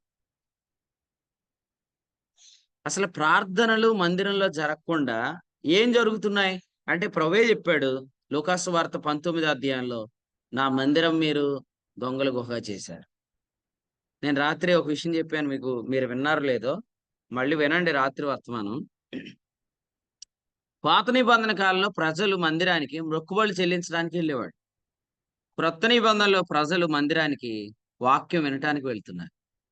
ఎందుకంటే పాత నిబంధనలో అర్పణలు ముగించబడలేదు, క్రొత్త నిబంధనలో అర్పణ ముగించబడింది. సో మందిరంలో ప్రజలు 2 రకాలుగా కూడి వస్తారు. ఒకటి, ప్రసంగి 5:1 ప్రకారం ప్రభు ఏం మాట్లాడతాడా అని వచ్చిన వారితో ఆ మందిరం నింపబడటం. లేదా 2, ఆచారాలతో కూడిన ఆరాధన చేయడానికి వచ్చే ప్రజలతో మందిరం నింపబడటం. కానీ ప్రభు ఈ దినాల్లో ఏం కోరుకుంటున్నాడంటే, ఆచారాలతో నింపబడిన మందిరం సమాధి చేయబడాలి, ప్రార్థించే మందిరం పునరుద్ధానం ద్వారా లేపబడాలి. అదే ప్రభు చెప్పాడు యోహాను సువార్త 2వ అధ్యాయంలో, restoration of the temple, restoration of the temple. చూడండి యోహాను సువార్త 2వ అధ్యాయంలో ఆయన ఏం చెప్పాడు, 21వ వచనంలో, అయితే ఆయన తన శరీరమును దేవాలయమును గురించి మాట చెప్పాను. ఏం చెప్పాడు, 19, ఈ దేవాలయమును పడగొట్టుడి, 3 దినముల్లో దాన్ని లేపుతాను అన్నాడు. పడగొట్టమన్న దేవాలయం దొంగల ఇల్లు, లేపుతానన్న దేవాలయం ప్రార్థనా మందిరం. ఈ అధ్యాయంలో దేవుడు ఏం రిస్టోర్ చేశాడు, ద్రాక్షారసం. అంటే నేను దాన్ని ఎలా చెప్తాను, దేవుడు మినిస్ట్రీ ఆఫ్ రైచియస్నెస్ రీస్టోర్ చేశాడు టు రీస్టోర్ ద టెంపుల్. దేవుడు ఎప్పుడైతే మార్టిన్ లూథర్ గారికి ఇచ్చిన సువార్తను ఆయన మరలా రీస్టోర్ చేశాడో మన జనరేషన్ లో, సో దేవుడు తన మందిరాన్ని బాగు చేస్తున్నాడు అని అర్థం. సో దేవుని స్తోత్రం చెల్లిద్దాం. అపోస్తుడైన పౌలు ప్రకటించిన సువార్త, లూథర్ గారు ప్రకటించిన సువార్త, మన యొక్క అంత్య దినాలలో, మన యొక్క ఆఖరి తరంలో దేవుడు మరలా దాన్ని రీస్టోర్ చేశాడంటే, ఆ ద్రాక్ష రసాన్ని దేవుడు మరలా ఇచ్చాడంటే ఆయన మందిరమును లేపబోతున్నాడు అని అర్థం. సో మందిరాన్ని దేవుడు బాగు చేస్తున్నాడు. So restoration of the temple మనం చూడబోతున్నాం. నేను ప్రవచనార్థమే చెప్పట్లేదు, ప్రస్తుతార్థం కూడా చెప్తున్నా. ప్రవచనార్థంలో ఇశ్రాయేలు మందిరం ఉంది, ప్రస్తుతార్థంలో దేవుని సంఘం ఉంది. సో మన మన సంఘాలు బాగు చేయబడుతున్నాయి. మన సంఘాల్లో ఒకప్పుడు ప్రజలు ఎందుకు వచ్చారు? ఉపవాస దినాలు ఆచరించడానికి వచ్చారు. కానీ ఇప్పుడు ఎందుకు వస్తున్నారు? ఉపవాసాలు చేయడానికి వస్తున్నారు. ఉపవాస దినాచారంలో నుంచి ఉపవాసం చేయటంలోనికి ప్రజలు మారారు. ఒకప్పుడు మన సన్నిధిలోనికి ప్రజలు ఎందుకు వచ్చేవారు? వారి మొక్కుబడులు చెల్లించడానికి. కానీ ఇప్పుడు ఎందుకు వస్తున్నారు? ప్రభువు చేత వాడబట్టడానికి వస్తున్నారు. కాబట్టి నా వస్తువులు వాడుకో, నా వెండి కనకంబు నా తండ్రి గైకోనిమి అన్న పాడే. కానీ ఇప్పుడేమంటున్నావు? నేనే వెండి నేనే కనకం నన్ను వాడుకో అని పాడుతున్నా.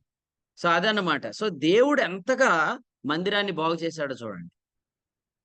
ఇశ్రాయేలు దినాల్లో కూడా మందిరం పాడైపోయింది. ఈ దినాల్లో కూడా మందిరం పాడైపోయింది. దేవుని సంఘాన్ని పాడు చేసిన వారిని దేవుడు మంచం పట్టించాడు. అయితే దేవుడు ఈ రోజు తన మందిరం పట్ల ఆసక్తి చూపించి దాన్ని బాగు చేసేవారిని దేవుడు ఆరోగ్యంతో నింపాడు. కాబట్టి వినండి, మీరేం చేస్తున్నారు? కొంతమంది అడుగుతారు మనల్ని, మీరేం చేస్తున్నారు? మందిరమును బాగు చేస్తున్నారు. నెహెమ్యా ఏం చేశాడు? కొంతకాలం తన ఉద్యోగానికి రిజైన్ చేశాడు. కొంతకాలం లీవ్ పెట్టాడు. షూషను కోటను విడిచిపెట్టాడు. పాడైపోయిన యెరూషలేము మందిరం కొరకై యెరూషలేముకు తిరిగి వచ్చాడు. మీరు కూడా మీ ఉద్యోగాలు వదిలిపెట్టి దేవుని మందిర పని చేస్తున్నారు. దేవుడు త్వరలోనే మీ జీవితాల్లో చాలా గొప్ప అద్భుతం చేయబోతున్నాడు. దేవుడు మీకు చాలా గొప్ప ఆశీర్వాదం ఇవ్వబోతున్నాడు. ఎందుకంటే ఆయన మందిరమును పాడు చేసేవాడిని ఆయన పాడు చేస్తాడు, ఆయన మందిరాన్ని బాగు చేసేవారిని ఆయన బాగు చేస్తాడు. దేవుని యొక్క సన్నిధిని మీరు ఆయన మందిరం కొరకైన ఆసక్తి కలిగి ఉన్నారు. చాలా మంది మందిర పని ఎందుకు చేయరు తెలుసా? వారి సొంత పనులు ఆటంకం అవుతున్నాయని. వాళ్ళకి తినటానికి ఏమైనా కరువు ఉందా? దేవుడు సమృద్ధిని ఇచ్చాడు, అయినా కోటను విడిచిపెట్టరు. కానీ తన ఎంప్లాయ్మెంట్ ని, తన యొక్క దేవుడు తనకిచ్చిన పొజిషన్ ని నెహెమ్యా వదిలిపెట్టాడు. గాడిదని ఎక్కాడు, తన భారవాహక పశువులను ఎక్కి ఆయన వచ్చాడు అనమాట. యెరూషలేముకి వచ్చాడు, ప్రాకారాన్ని చూశాడు, అది పడిపోయింది, దాని గుమ్మములు కాల్చబడ్డాయి, కన్నీరు కార్చాడు, ఉపవాసం ఉన్నాడు, ప్రార్థించాడు, ప్రాకారాన్ని కట్టాడు. దేవుడు అలాగ మీ ద్వారా మందిరాలు బాగు చేస్తున్నాడు. కాబట్టి నీ పని కంటే మందిర పని మీద నువ్వు ఎప్పుడైతే ఆసక్తి పెట్టావో అప్పుడే నీ లైఫ్ లో దేవుడు ఆశీర్వాదం స్టార్ట్ చేశాడు. నేను చెప్తానేనండి, మందసం ఉన్న ఇంటిని 3 నెలల్లో దేవుడు ఆశీర్వదించాడు. అలాగే ఈ దేవాలయమును 3 దినముల్లోగా నేను లేపుతానని ప్రభు చెప్పాడు. సో దేవుని యొక్క చిత్తం ఏంటంటే రెస్టోరేషన్ ఆఫ్ ది టెంపుల్. అసలు యేసు ప్రభువే ఈ దినం ఎక్కడున్నాడు? నేను నా తండ్రి మందిరంలో ఉండవాలని మీరు ఎరుగురా, నేను నా తండ్రి పనుల మీద ఉండవాలని మీరు ఎరుగురా. చాలా మంది అడుగుతారు మనల్ని, మీరు మందిర పని చేస్తున్నారంట కదా అని. ఎస్, మందిర పని చేస్తున్నాం, గుమ్మాలు బాగు చేస్తున్నాం.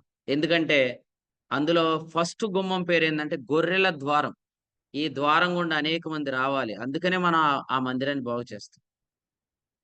నిజమే, చాలా టైం అయితే వేస్ట్ అవుతుంది, మన సొంత పనులు చేసుకోవచ్చు. కానీ మనం మన జీవితాన్ని దేవుని పని కొరకు అప్పగించాం. దీనికి చాలా ఆశీర్వాదాన్ని మనం చూడబోతుంది. సో అందుకనే దేవుని స్తోత్రం చెల్లిద్దాం. దేవుని మందిరం ప్రార్థనా మందిరంగా మారబోతుంది. దాని కొరకై దేవుడు బాగు చేసేవారని లేపాడు అనమాట. మీరు చూడండి, సన్బలట్టు, టోబియా అనే వాళ్ళు ఏం చేశారు? నెహెమ్యా ఎప్పుడైతే మందిరాన్ని బాగు చేయడానికి వచ్చాడో వాళ్ళు వెంటనే అటాక్ చేయడం స్టార్ట్ చేసేసారు. మందిరాన్ని మీరు బాగు చేయలేరు, ప్రాకారం మీరు కట్టలేరు అని డిస్కరేజ్ చేశారు.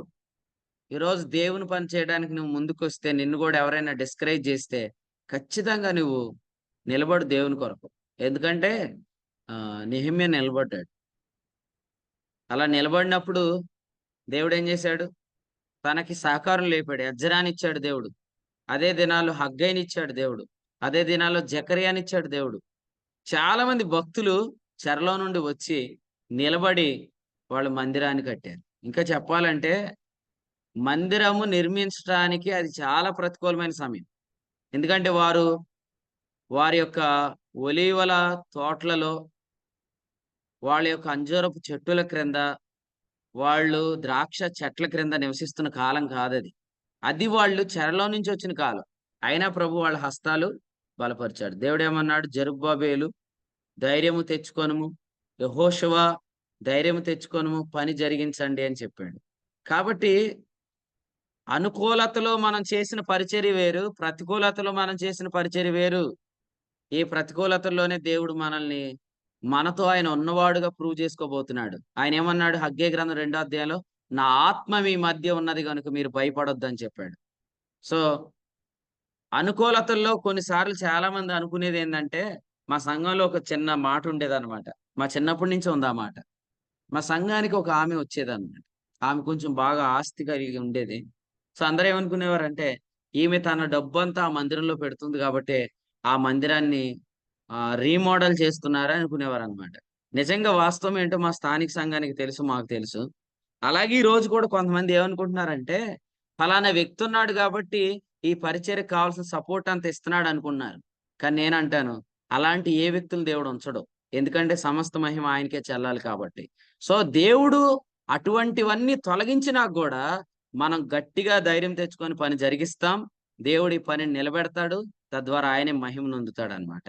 కొన్నిసార్లు దేవుడు సపోర్ట్స్ కూడా ఆపేస్తాడు. ఎందుకు ఆపుతాడంటే ఆయన మనతో ఉన్నాడని ప్రూవ్ చేసుకోవడానికి. నా ఆత్మ మీ మధ్యన ఉన్నది, మీరు భయపడొద్దు. నేను కూడా ఇలా చెప్తున్నాను. అసలే జాగ్రత్తగా ఉండాల్సినోడే జాగ్రత్తగా ఉండకుండా దేవుని పని పాడు చేస్తే మనం ఎందుకు నిలబడకూడదు? మనం ఎందుకు నిలబడి మందిరం కట్టుకోకూడదు? మనం ఎందుకు నిలబడి దేవుని పని జరిగించకూడదు?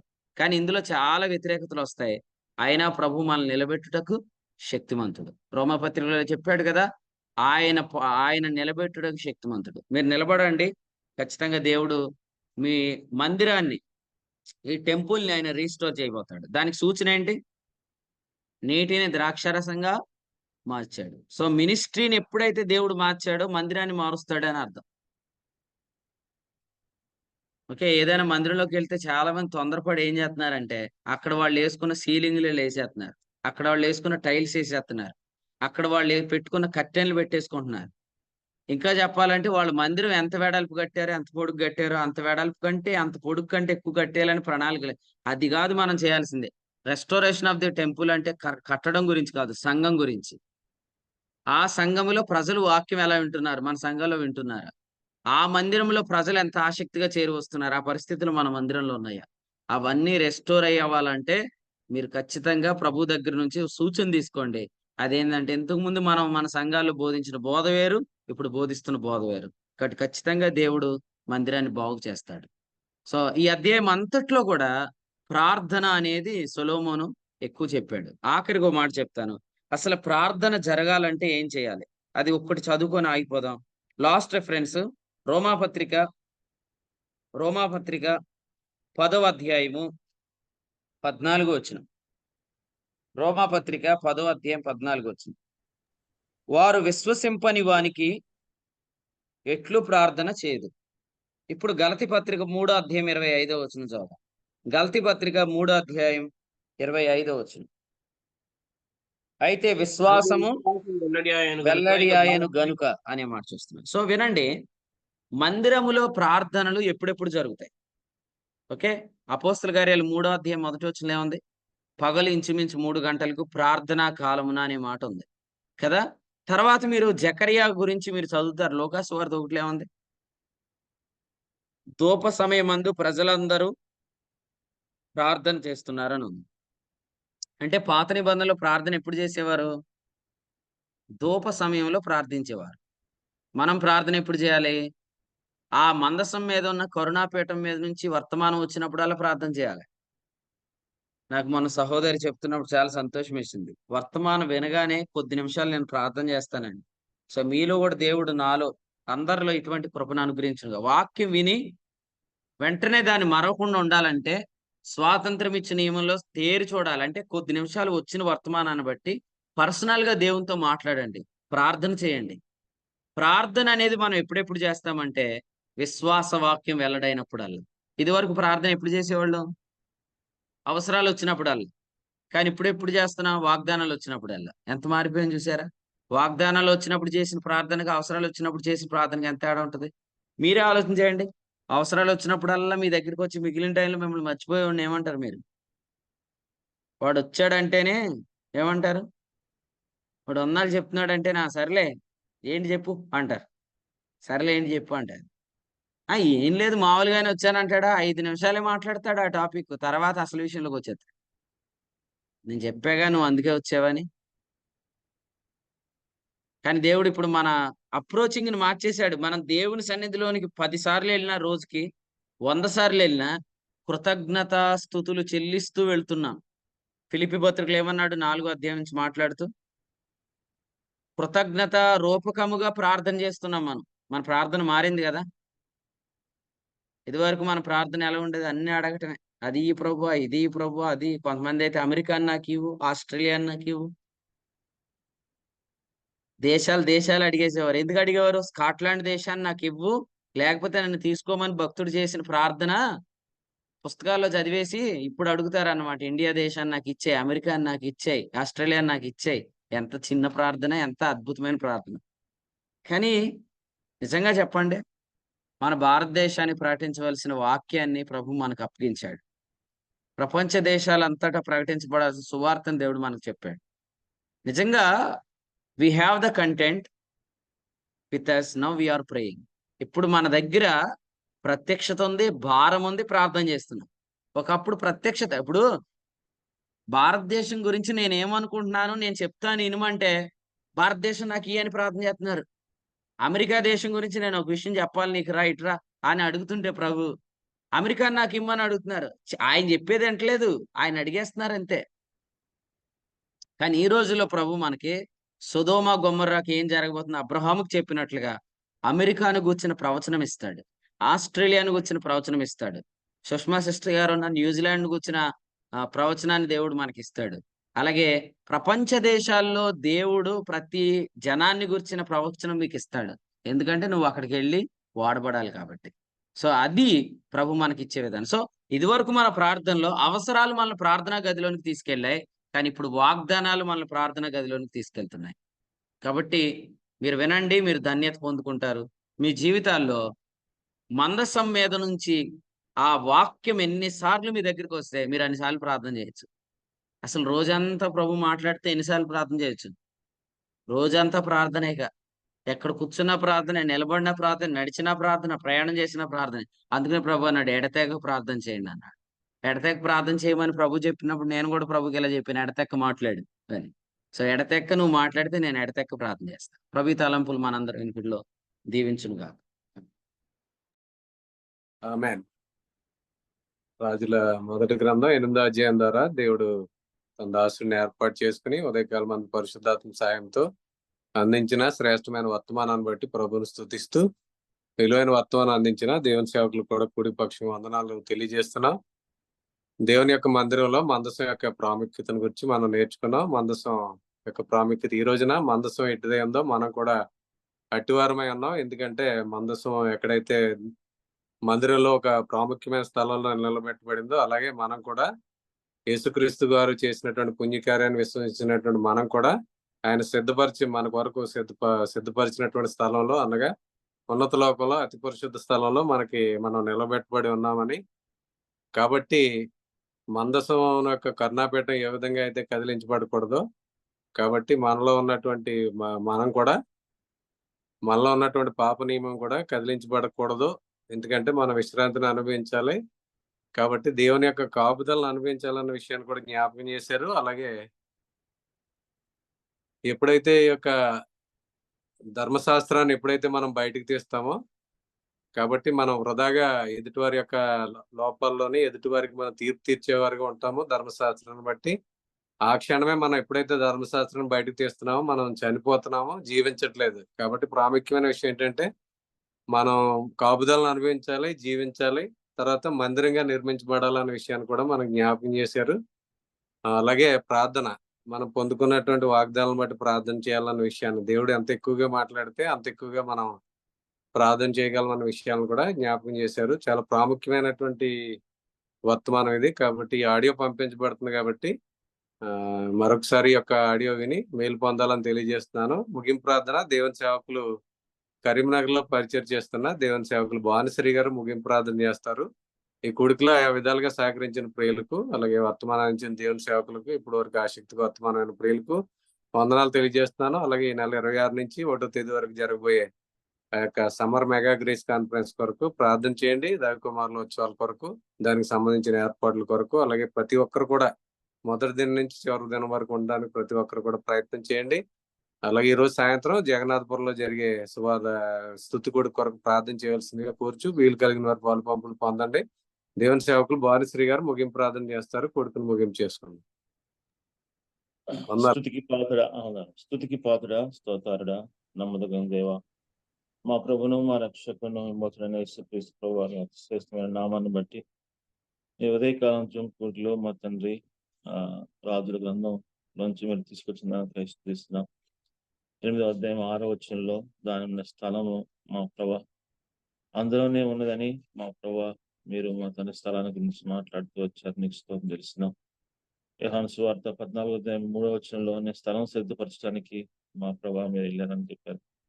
ఎవరు రాసిన పత్రిక 9వ అధ్యాయంలో ఆ స్థలంలో మమ్మల్ని ఉంచారని, మంద సమయం ఉండే స్థలంలో మమ్మల్ని ఉంచారని మీరు రాయించిన మాటను బట్టి స్తుతిస్తున్నాం. ఉదయకాలం మీ దాసుల ద్వారా మా ప్రభా పలికిన ప్రతి మాటను బట్టి స్తుతిస్తున్నాం. మా తండ్రి నిర్దోషులుగాను మా తండ్రి నిష్కలంకులుగా నిలబెట్టకు మా ప్రభా మమ్మల్ని మా తండ్రి క్రీస్తులో మమ్మల్ని ఉంచినందుకు నీకు స్తోత్రం తెలుస్తున్నాం. మా ప్రభా ఆ మంద సమయం అని నేనే అని మా ప్రభా మీరు మాట్లాడుతూ వచ్చారు. నీకు స్తోత్రం తెలుస్తున్నాం. అయినా మా తండ్రి మేము రెక్కల కింద ఉన్నామని మా రూతు గ్రంథం 2వ అధ్యాయం 12వ వచనంలో రెక్కల కింద ఉన్నామని మీరు రాయించిన మాట వాటి తీస్తున్నాం. మా ప్రభా ఆ రెక్కలు మా తండ్రి మేము ఉగ్రత కింద లేవని మా ప్రభా ఆయన మా తండ్రి దేవుని రెక్కల కింద మమ్మల్ని తీసుకొచ్చారని, నా కరుణాపేట రెక్కల కింద మమ్మల్ని ఉంచారని జ్ఞాపకం చేస్తున్నాం. మా తండ్రి అనేక సార్లు మా తండ్రి మేమే అవమానం తెచ్చే వారంగా మా తండ్రి రాసిన పత్రికలు మీరు రాయించిన మాటలు కారణమును మా నిర్లక్ష్యం బట్టి అని మా ప్రభా మీరు మాట్లాడుతూ వచ్చారు. మా తండ్రి మా ప్రభా ఎల్లప్పుడూ నేర్చుకొని మేము అనేక సార్లు అవివేకంగా ప్రవర్తిస్తామని ఆ స్త్రీలాగా తిమోతి రాసిన 2వ పత్రిక 3వ అధ్యాయం 6వ నుంచి మాట్లాడాలని స్తోత్రం చేస్తున్నాం. ఉదయకాల సమయం మా తండ్రి విశ్వాస న్యాయబట్టిగా జీవించాలని మా ప్రభా శరీరంలో పాపం కదలకుండా మా జీవితంలో చూసుకోవాలని మా ప్రభా ఇతరులకు మా తండ్రి యాకోబు పత్రికలో రాయించినట్లుగా మా ప్రభా మేము తీర్పు నైనా ధర్మశాస్త్రం ప్రకారం తీర్పు తీర్చుకున్నాం. మా తండ్రి మా జీవితంలో మా ప్రభు సువార్త న్యాయం ప్రకారం తీర్పు తెచ్చాలని మా తండ్రి తద్వారా మంచి మా ప్రభా వ్యక్తిత్వం మా జీవితంలో స్వార్థ మా తండ్రి తీసుకొస్తున్న మాట్లాడి స్తుతిస్తున్నాం. మా ప్రభా నాయన నిజంగా మా తండ్రి పడగొట్టి మా తండ్రి యోహాను సువార్తలో 2వ అధ్యాయం 14వ వచనంలో మా తండ్రి పడగొట్టడం మా తండ్రి దాన్ని లేపేవారిగా మా ప్రభావం ఉంచారు. నీకు స్తోత్రం చేస్తున్నాం. ఉదయకాలం శ్రేష్టమైన సంగతులను మీరు మాకు రాయించారు. నీకు స్తోత్రం చేస్తున్నాం. మీ దాసులతో పలికించారు ఈ ఉదయకాలం మా ప్రభా నైనా మా తండ్రి ప్రార్థన మా తండ్రి ఉదయకాలం ఆఖరి మాటగా మా తండ్రి ప్రార్థన గురించి మీరు మాట్లాడుతూ వచ్చి ప్రార్థన రాయించారు. మా ప్రభా మా తండ్రి రోమిల్ రాసిన పత్రిక 10వ అధ్యాయంలో ఆయన 14వ వచనంలో మా ప్రభా రాసిన మాటని ఉదయకాలం జ్ఞాపకం చేసుకుంటారు. మా తండ్రి ఆ ప్రార్థన మా జీవితంలో ఆయన అవసరాలను బట్టి ప్రార్థన కాదు కానీ వాగ్దానాన్ని వెల్లడవుతున్నప్పుడు ప్రార్థన చేయాలని మీరు రాయించింది. ఆయన మా ప్రభా విశ్రింపిన వారికి ఎట్లు ప్రార్థన చేయగలరు అని రాసి ఆయన వాగ్దానం అనేక సార్లు గత కాలంలో మా తండ్రి అవసరాన్ని బట్టి ప్రార్థన చేసేవారంగా ఉండేవారు. ఇప్పుడైతే మా తండ్రి ఈ వాక్యం వెల్లడవుతున్నప్పుడు మా తండ్రి విశ్వాసం వెల్లడవుతున్నప్పుడు వాగ్దానాన్ని బట్టి ప్రార్థన చేసే అనుభవాలనికి ఉదయకాలం మా తండ్రి నీ వాక్యం ద్వారా మా ప్రభా అయినా వర్తమానంగా తీసుకొచ్చిన స్తుతిస్తున్నాం. మా తండ్రి ఉదయకాలం మాటలన్నిటిని బట్టి స్తుతిస్తున్నాం. తీసుకొచ్చిన జూమ్లో చేరు వారిని బట్టి స్తుతిస్తున్నాం. మా ప్రభా ఆయన మరి ముందున్న మా ప్రభు దైవ కుమారుల యొక్క పరిచర్యలు మా తండ్రి రాత్రి పోస్టర్లు అతికించారు. ఇంకా అనేక మంది స్వార్థ కొరకు మీటింగ్స్ కొరకు పరిచర్య కొరకు సహకరిస్తున్నారు. మా తండ్రి ఆయా పరిస్థితులు అందరిని బట్టి స్థిస్తున్నాం. మా దినాల్లో కూడా మా ప్రభా అన్ని విషయాలు సిద్ధపరిచారు. నీకు స్తోత్రం. విశ్రాంతులు మేము పరిచర్య జరిగిస్తున్నాం. మా ప్రభా ఆయన నీ దాసు బలపరచండి, నీ సేవకులు బలపరచండి. వాతావరణం కొరకు ప్రార్థన చేస్తున్నాం, అవసరాలకు అక్కర్ల కొరకు ప్రార్థన చేస్తున్నాం. మా ప్రభు ఏర్పాట్ల కోసం అన్నిట్లోనూ అయినా మీ కృపను సహాయంగా మా ప్రభు ప్రతి నిమిషం ప్రతి దాంట్లోనూ మీ మహిమ పొందినట్లుగా ప్రత్యేకంగా మా తండ్రి మీ కృప చూపించమని నీ దాసులను సేవకుల్ని ఆరోగ్య విషయాల్లో మీ జ్ఞాపకం ఏర్పాటు విషయంలో సహాయం చేయండి. ఎవరు ఏ స్థలంలో ఉండి ఏ విధంగా దేవుని మహిమ తేవాలో వాటన్నిటి విషయంలో మేము ప్రార్థన చేస్తున్నాం. ఏ మనిషికి మహిమ రాకుండా క్రీస్తు ప్రభు వారి మహిమ పొందినట్లుగా దైవ కుమారులు వచ్చిన వారందరూ ఆత్మచేత తృప్తిపడి మా ప్రభు రెట్టింపు విశ్వాసంతో ఆయన రెట్టింపు వాగ్దానంతో వెల్లడవుతుంటూ వాగ్దానాన్ని పట్టుకొని మా ప్రభా మరి ఎక్కువగా వారున్న ప్రాంతాల్లో మేము ఉన్న ప్రాంతాల్లో నీ కొరకు సాక్షులుగా మా ప్రభా ఉండటానికి మీ వాక్యాన్ని బలంగా మా ప్రభా నిలబెట్టకు మా తండ్రి కట్టకు శక్తి గల వాక్యం రోమా పత్రికలో మీరు రాయించిన మాటను బట్టి స్తోత్రం తెలుస్తూ ఆ మాటలతో మీరు బలపరచాలి, నాతో మాట్లాడడానికి స్థితి కనపరుస్తూ సత్యనారాయణ గారిని తీసుకొచ్చిన గుడ్లను బట్టి స్థిస్తున్నాం. మా ప్రభా సేవకులను ఇచ్చారు, నీకు స్తోత్రం. వైజాగ్ నుంచి ఆయన మా ప్రభాని ఇచ్చారు, నీకు స్తోత్రం తెలుస్తున్నాం. ఆయన స్థితి గారిని మా ప్రభా మా తండ్రి ఆనంద బాబు మా తండ్రి మా కిరణ్ గారిని బట్టి స్థిస్తున్నాం. రెండు మా అన్న గారికి ప్రార్థన చేస్తున్నాం. మా ప్రభా సేవకులను ఇచ్చారు, నీకు స్తోత్రం చేస్తున్నాం. ఎప్పుడు జ్ఞాన కొరకు పరిచయాలు అంతట్లోనూ మీరు సహాయం చేయండి. మీ దాసులు బలపరచండి, శ్రేష్టమైన వర్తమానం తీసుకురామని తద్వారా గంత మహిమ ప్రభావాలు మీరే పొందమని యేసుక్రీస్తు నడివేకుంటున్నాం తండ్రి. ఆమేన్. వందనాలు. ఆమేన్. ముగింపు ప్రార్థన చేసిన దేవుని సేవకులు భువనేశ్వరి గారికి, కూడికలో ఉన్న ప్రియులందరికీ వందనాలండి. ఒకరికొకరు వందనాలు తెలియజేసుకుని కూడికి ముగింపు చేసుకుంటాం. అందరికీ వందనాలు. అందరికీ వందనాలండి. అందరికీ వందనాలండి. వందనాలండి. అందరికీ వందనాలండి. దైవ సేవకులకు అందరికీ ప్రభు యేసుక్రీస్తు నామములో వందనాలు. వందనండి. అందరికీ వందనాలు. అందరికీ వందనాలండి. అందరికీ వందనాలండి. అందరికీ వందనాలు. అందరికీ వందనాలండి. అందరికీ వందనాలు. అందరికీ వందనాలండి.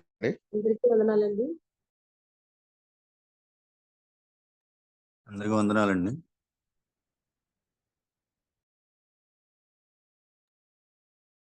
అందరికీ వందనాలు.